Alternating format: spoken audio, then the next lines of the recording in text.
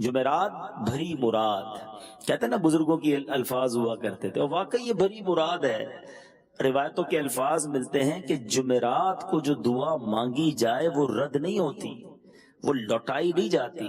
خاص دعا مانگنے کی بھی رات ہے اور خاص درود پڑھنے کی بھی رات ہے۔ احادیث میں جمعرات کی رات اور جمعے کے دن کے درود کے فضائل الگ سے لکھے، احادیث الگ سے میرے آقا نے بیان فرمائی ہیں۔ تو پیارے اسلامی بھائیوں، جب بھی جمعرات آئے، جب بھی جمعہ کا دن آئے، کثرت کے ساتھ درود پاک پڑھیں۔ درود پاک پڑھنے کے بے شمار فضائل و برکات ہیں۔ میرے آقا مدینے والے مصطفیٰ صلی اللہ تعالی علیہ وسلم کا فرمان عالی شان ہے، من صلی علیہ صلاۃ واحدۃ صلی اللہ علیہ عشرہ، جس نے مجھ پر ایک بار درود پاک پڑھا، اللہ کریم اس پر اپنی 10 رحمتیں نازل فرماتا ہے۔ ومن صلی علیہ عشرا صلی اللہ علیہ مئۃ، جو مجھ پر 10 بار درود پاک پڑھے، رب کریم اس پر اپنی 100 رحمتیں نازل فرماتا ہے۔ آگے فرمایا ومن صلی علیہ مئۃ صلی اللہ علیہ الفا، جو مجھ پر 100 درود پاک پڑھے، رب کریم 1000 رحمتیں نازل فرماتا۔ کاروباری لوگ بیٹھے ہیں، کیا خوبصورت ملٹیپلیکیشن ہے، ایک درود پر 10 رحمتیں، 10 پر 100، 100 پر 1000۔ اگر چاہتے ہو کہ صبح و شام رحمتیں برستی رہیں تو درود پاک پڑھتے رہا کریں۔ مگر اس حدیث کا جو اگلا حصہ ہے is more beautiful۔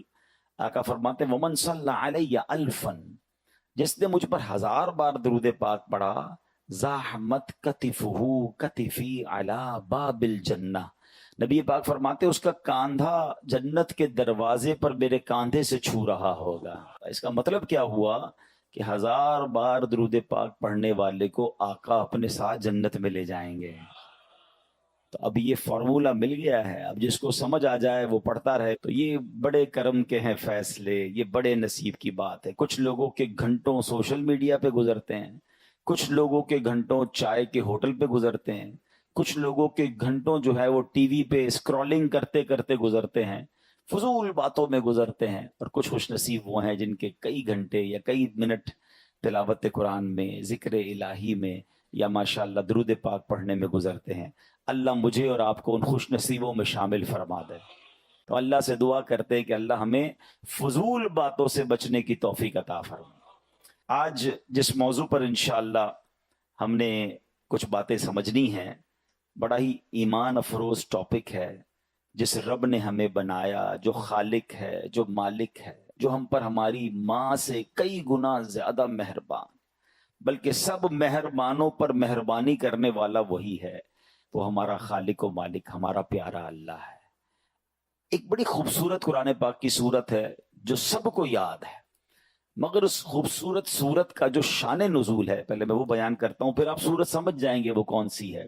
اس سورت کا شان نزول یہ ہے کہ کفار نے نبی پاک علیہ الصلوۃ والسلام سے، جب نبی پاک نے ریویل کیا، اسلام کے بارے میں اعلان کیا، اللہ کی طرف بلایا، انہیں بتوں کی پوجا کرنے سے روکا، تو انہوں نے اللہ کے بارے میں سوال کرنا شروع کر دیے، اور بڑے عجیب و غریب سوال تھے ان کے کوسچنز بڑے یونیک تھے۔ وہ کہتے ہیں کہ کوئی کہتا اللہ کا نسب کیا ہے، تو اس کے خاندان کیا ہے؟ کوئی کہتا کہ وہ سونے کا ہے یا چاندی کا ہے، وہ لوہے کا ہے یا لکڑی کا ہے، کس چیز کا ہے، وہ کھاتا کیا ہے، پیتا کیا ہے، ربوبیت اس کو کیسے ملی، کسی ورثے میں ملی ہے اسے، اور اس کا وارث کون ہوگا؟ عجیب عجیب ان کے سوالات تھے۔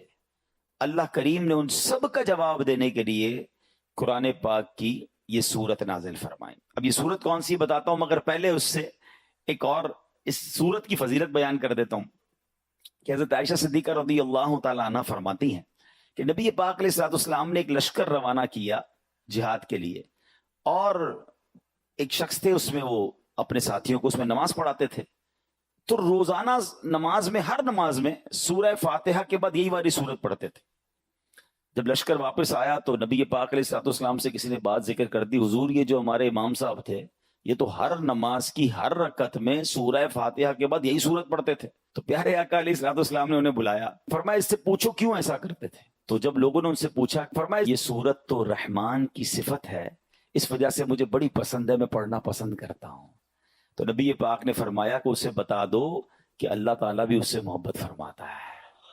یہ ایسی صورت ہے کہ جو اس سے محبت کرتا ہے، جو اس کو زیادہ پڑھتا ہے، اسے رب بھی محبت فرماتا ہے.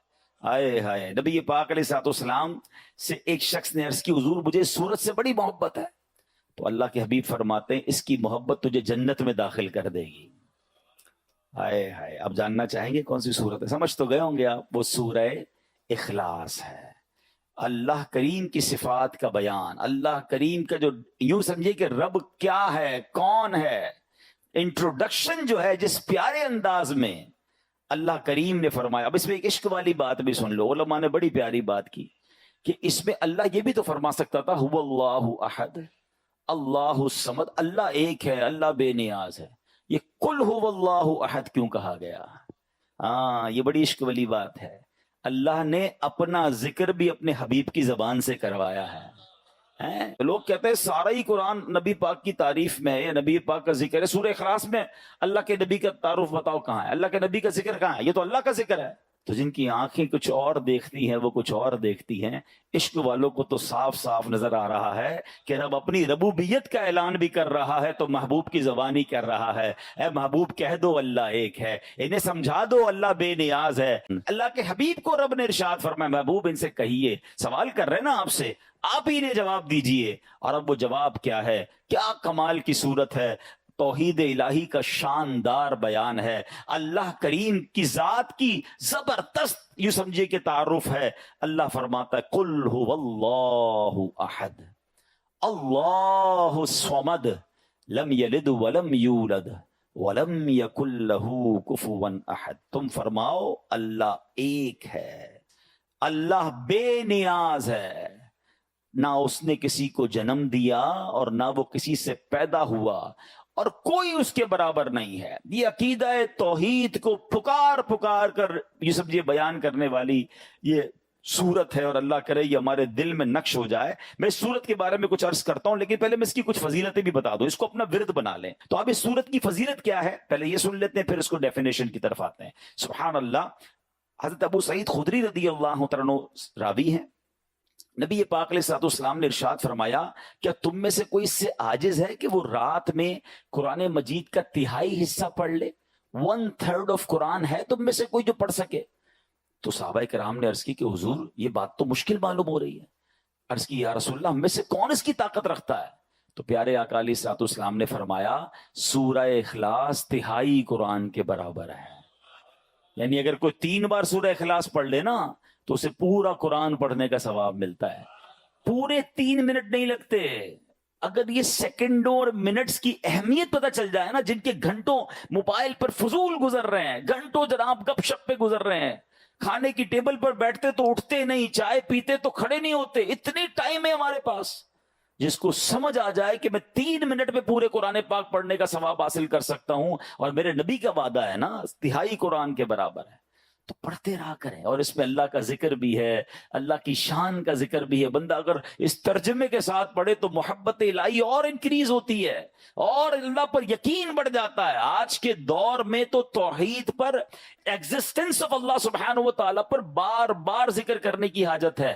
انفارچونیٹلی آج کل ایتھیزم اتنا بڑھایا جا رہا ہے ہمارے اسکول میں، ہمارے کالجز میں، جناب تعلیمی اداروں میں. پہلے تو ہم بیرون ملک کے بارے میں سنتے تھے، اب تو معاذ اللہ پاکستان میں بھی یہ سننے کو مل رہا ہے کہ بڑی سازش کے تحت ایسے کوسچن نوجوانوں کے ذہنوں میں کریٹ کیے جاتے ہیں کہ وہ کنفیوز سے نظر آتے ہیں. چونکہ علم سے دور ہیں، علماء سے دور ہیں، قرآن سے دور ہیں، تو پھر خود ہی جناب ان کے ذہنوں میں سوال آتے ہیں. آج انشاءاللہ اللہ تبارک و تعالیٰ کی شان، اللہ خالق و مالک ہے، اس کے دلائل بھی سنیں گے اور ہمارے ایمانوں کو اور مضبوط کریں گے. اب آئیے ذرا اس سورت کے بارے میں پہلے سمجھتے ہیں.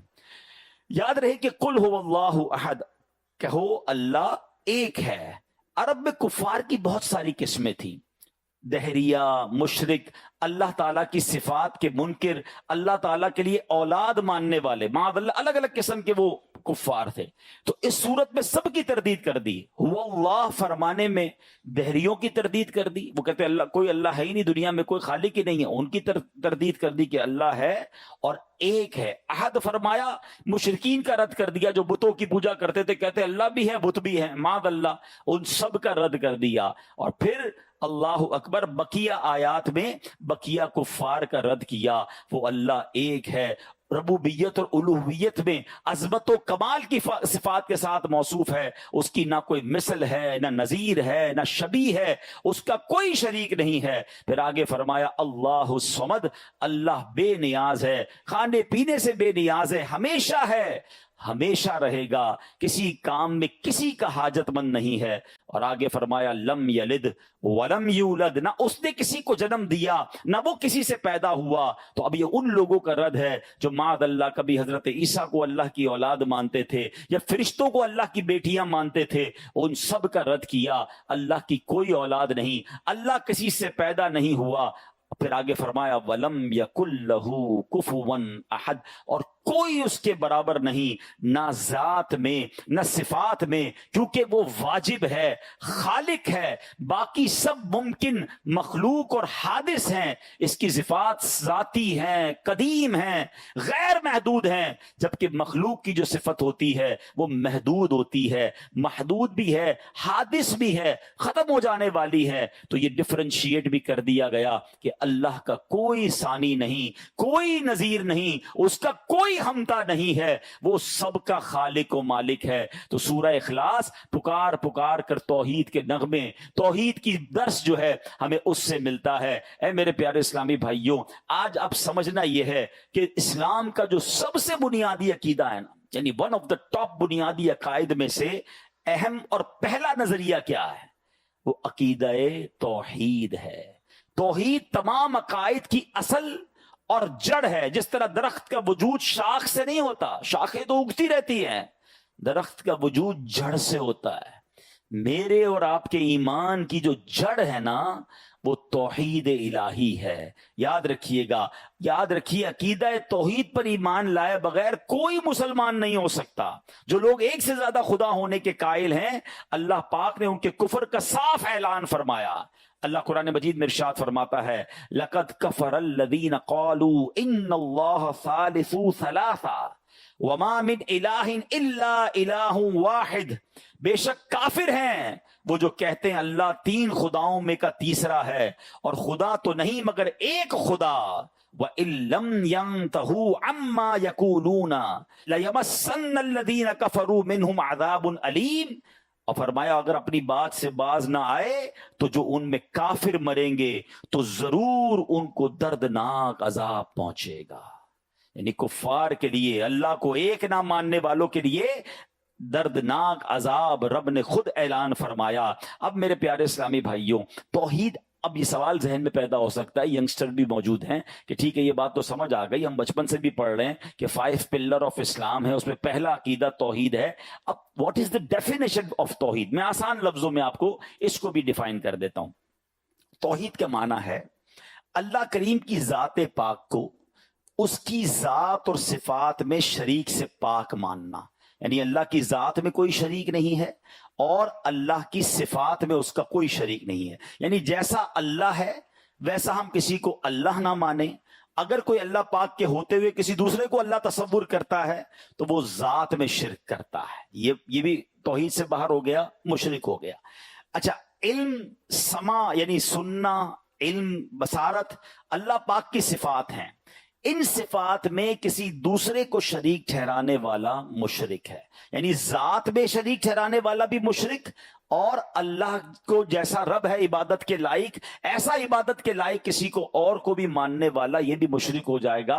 ये तौहीद इलाही का मुनकिर और काफिर हो जाएगा। सबसे पहला अकीदा यह है कि अल्लाह एक ही है।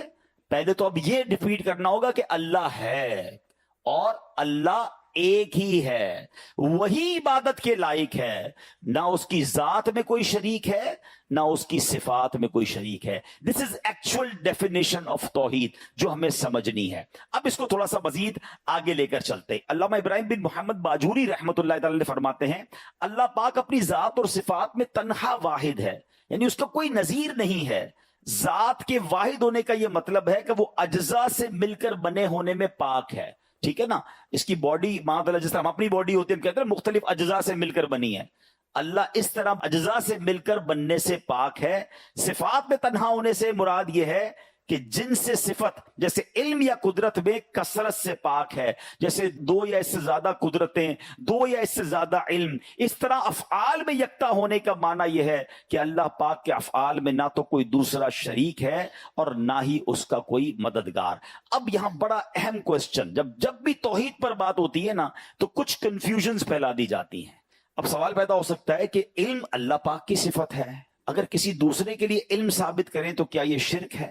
سمیع سننے والا یہ اللہ پاک کی صفت ہے, اگر کسی دوسرے کو بھی سننے والا کہیں تو کیا یہ شرک ہے؟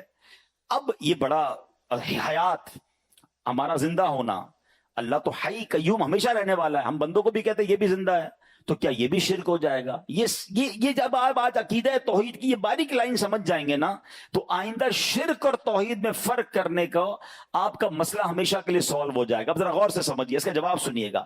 یاد رکھیے کہ اللہ پاک کی حیات پر تو سب کا ایمان ہے, اور وہ تمام جنہیں اللہ پاک نے صفت حیات عطا فرمائی ہے وہ سب اس صفت کے حامل ہیں. بس ہم نے اپنے لیے بھی حیات کو تو صفت مانا ہے نا, ہم بھی تو زندہ ہیں. مگر ہم کیا کہتے ہیں, ہمیں زندگی دینے والا کون ہے؟ ہماری زندگی ٹیمپریری ہے.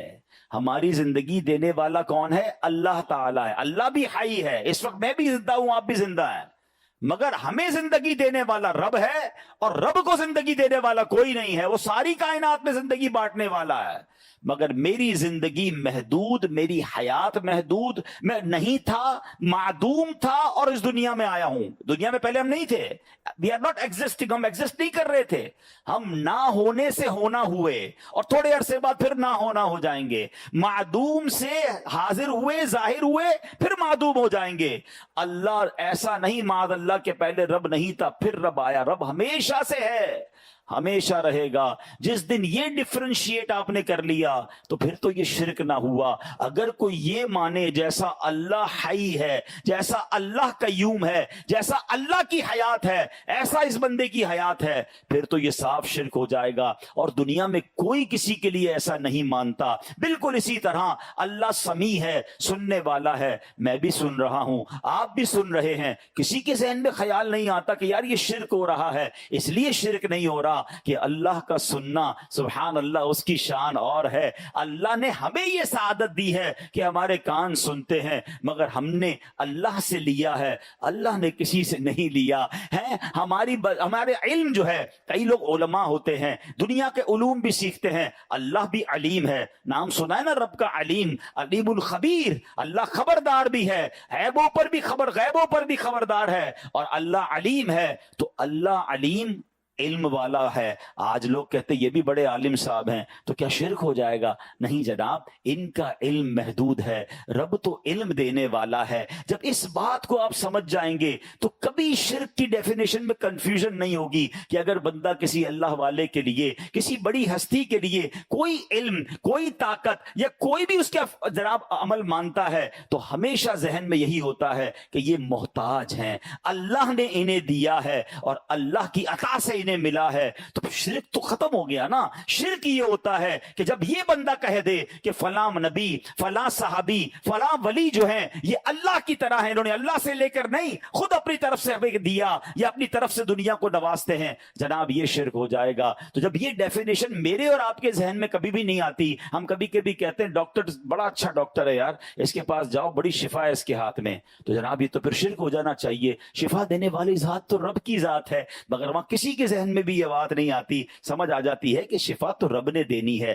اللہ نے اسے وسیلہ بنایا ہے. تو اصل ظاہر خالق حقیقی رب ہے, فاعل حقیقی رب ہے, وہی سب کو دینے والا ہے. ہاں آج دنیا میں جس طرح میں اور آپ ایک دوسرے کے بارے میں بات کرتے ہیں, یار یہ بڑی مدد کرتا ہے, یہ بڑا اچھا انسان ہے, احسان کرتا ہے, تو مجھے بتاؤ مددگار تو رب ہے, اللہ دینے والا ہے. آپ کیسے کسی بندے کے بارے میں کہہ سکتے ہیں یہ مدد کر رہا ہے؟ تو جناب آپ کہیں گے یار یہ تو بندے کی مدد ہے, اس کو بھی تو رب نے دیا ہے, یہ اللہ کا محتاج ہے, اللہ نے اسے دیا تو یہ میری مدد کرتا ہے, اللہ نے طاقت دی ہے اس لیے یہ سپورٹ کر رہا ہے. تو یہی تو بات شرک اور توحید میں سمجھنے والی ہے. کچھ لوگوں نے جناب شرک کی تسبیح پکڑ لی ہے, ہر کام کے اندر شرک شرک کہا کرتے ہیں. شرک یہ نہیں ہے, ذات میں کوئی کسی کو شامل کر لے یقیناً مشرک ہے, اللہ کے سوا کسی اور کو عبادت کے لائق سمجھے وہ مشرک ہے, اور اللہ کی صفات میں کسی کو شامل کر لے کہ جیسا رب ہے, خالق ہے, جیسا مالک ہے, جیسا اس کا سب کچھ ہے, ایسا ہی کسی کو مانے گا تو یقیناً وہ مشرک ہو جائے گا. مگر الحمدللہ مسلمانوں کا یہ عقیدہ نہیں ہوا کرتا. اللہ والوں کے لیے بھی جب بھی وہ ان کی طرف کسی ان کے کمال کی طرف یا ان کے کسی اعلیٰ وصف کی طرف توجہ کرتے ہیں تو ذہن میں یہی ہوتا ہے یہ اللہ کے نیک بندے ہیں, عبادت کر کے بڑا مرتبہ پا لیا ہے, اللہ نے انہیں اپنے کمال سے, اللہ نے اپنی قدرت سے انہیں کچھ عطائیں فرمائی ہیں تو یہ جناب ہم لوگوں سے آگے ہیں, مگر رب کے یہ بھی محتاج ہیں. اللہ کی عطا کے بغیر کوئی کسی کی کوئی مدد نہیں کر سکتا. تو امید ہے کہ یہ بات ہمیں کلیئر ہو جائے گی. اب ہم آتے ہیں کہ اللہ موجود ہے. آج کے دور میں اس ٹاپک کو بہت ڈسکس کرنا ضروری ہے. بدقسمتی ہے کہ مسلمان کہلانے والوں کے ذہنوں میں بھی اب وسوسے کریٹ کیے جا رہے ہیں. تو کچھ بڑی خوبصورت باتیں انشاءاللہ ہم سنیں گے جو انشاءاللہ مزید عقیدہ توحید پر ہماری رہنمائی بھی کریں گی. بیسک آف ایمان کی بات ہو رہی ہے, اور انفارچونیٹلی آج کل نوجوانوں میں ایسی ایسی محفلوں میں بیٹھ رہے ہیں کہ وہاں اللہ کے ایگزسٹنس پر کلام ہو رہا ہے کہ یار یہ کائنات ایسے ہی بن گئی ہے, بگ بینگ تھیوری ہے, اور عجیب عجیب سائنسی تھیوریاں پیش کرتے ہیں. سوشل میڈیا کا زمانہ ہے, لوگ ویڈیو دیکھ کے کنفیوز ہو جاتے ہیں. تو پہلے سب سے مضبوط میرا اور آپ کا یہ عقیدہ ہونا چاہیے. اب آئیے سبحان اللہ, اب خدائے بزرگوں برتر کے ہونے کی دلیل کیا ہے؟ اب کچھ دلیلیں سنیے گا. یاد رکھیے کہ اللہ عز و جل کا موجود ہونا آفتاب سے زیادہ روشن ہے. اس کی ذات کا یقین ہر شخص کی فطرت میں داخل ہے, خصوصاً مصیبتوں, بیماریوں, آفتوں میں. یہ انسان کی فطرت ہے کہ جب بڑی مصیبت میں آتا ہے نا, بڑے سے بڑا منکر بھی جو ہے نا وہ پھر اللہ کی طرف رجوع کر لیتا ہے کہ یار اب پھنس گیا ہوں, اب دعا کروں. اب کسی کو کہتا ہے اللہ سے دعا کر دو, اب اسے یاد آتا ہے کہ کوئی ہے خالق, کوئی ہے مالک جس کی طرف میں نے رجوع کرنا ہے. جب پریشان ہوتا ہے تو اسے رب کی یاد آتی ہے. اور تھوڑی سی عقل والا انسان بھی اگر صرف اس دنیا پر نظر کر لینا تو یقین کر لیتا ہے کہ بے شک یہ آسمان و زمین, یہ ستارے, یہ سیارے, انسان و حیوان, تمام مخلوق کسی نہ کسی کے پیدا کرنے سے پیدا ہوئی ہے. ارے آخر کوئی تو ہے جو انہیں پیدا کر رہا ہے, جس طرح چاہتا ہے اس میں تصرف کرتا ہے. کیونکہ جب ہم کسی تخت یا کرسی کو دیکھتے ہیں, مثال کے طور پر یہ میری ڈیسک ہے, آپ کسی بھی کرسی کو دیکھیں, دیکھتے ہی خیال کیا آتا ہے کہ اس کو کسی نے بنایا ہوگا, یہ خود بخود بن نہیں سکتی ہے. تو ذرا بتاؤ نا, اتنی بڑی دنیا, اتنا بڑا سسٹم جو بہت خوبصورت انداز میں چل رہا ہے, کیا کسی نے نہیں بنایا ہوگا؟ عرب کے ایک بدو نے بڑی پیاری مثال کے ذریعے بات سمجھائی.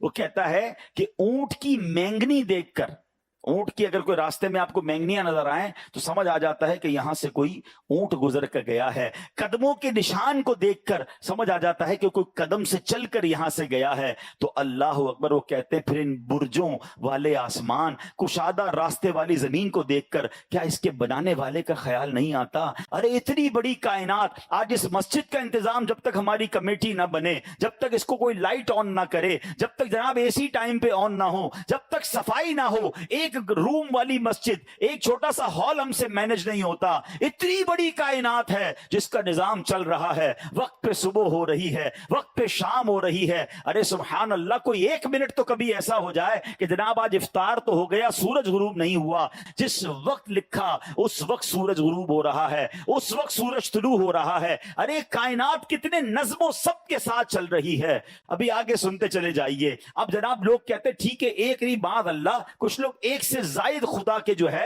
وہ قائل ہیں کہ جناب اللہ بھی ہے اور کچھ اور بھی خدا ہیں. معاذ اللہ. اب ذرا یاد رکھیے, ایک شہر میں دو بادشاہ نہیں ہو سکتے, ایک گاڑی کے دو ڈرائیور نہیں ہو سکتے, ایک ٹیم کے دو کپتان نہیں ہو سکتے, کیونکہ جب بھی آپ دو لوگوں کو اتھارٹی دیں گے تو آپس میں کلیش ہوگا, اور جب کلیش ہوگا تو سسٹم ڈسٹرب ہونا شروع ہو جائے گا. پڑھے لکھے لوگ موجود ہیں, اب اپنی فیکٹری کا ایک ہیڈ بناتے ہیں کہ ایک ہیڈ کے نیچے پورا سسٹم چلے گا.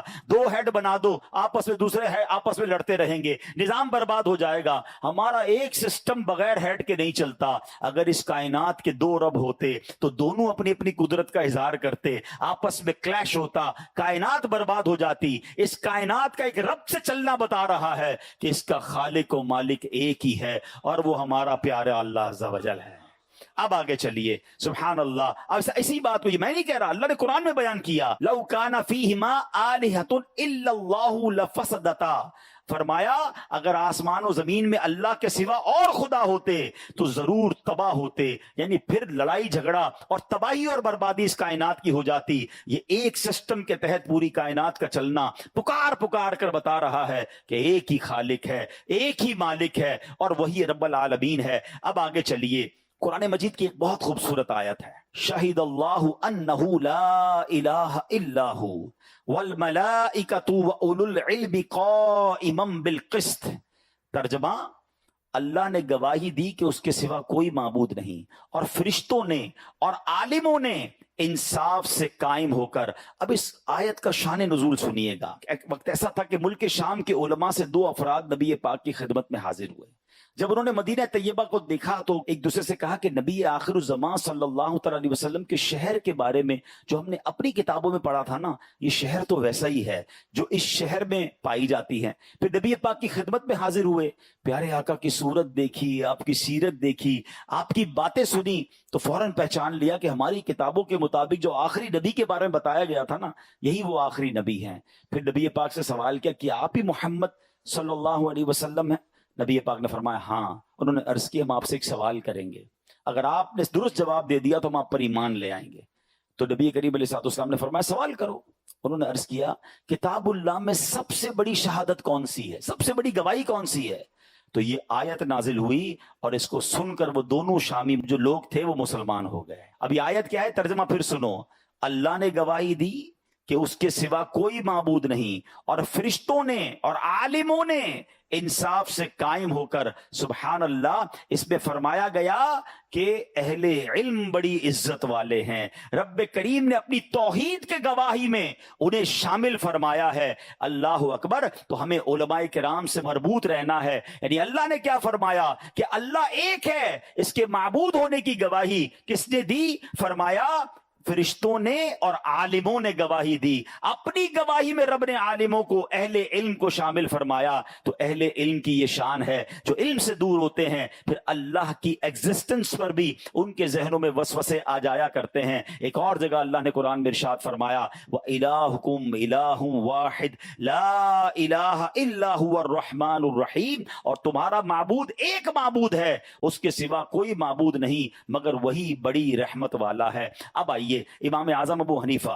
علم کا سمندر ہے نا، ایسے ہی تھوڑی کروڑوں لوگ ان کے پیروکار ہیں۔ ان کے پاس ایک شخص آیا، دہری جو تھا نا، ایتھیسٹ، آج بھی بڑے بڑے جناب ایتھیسٹ بنتے چلے جا رہے ہیں۔ ایک دہری آئے اور کہتے ہیں کہ حضور ہم جو ہے وہ اللہ موجود ہے اس کی دلیل دیجئے۔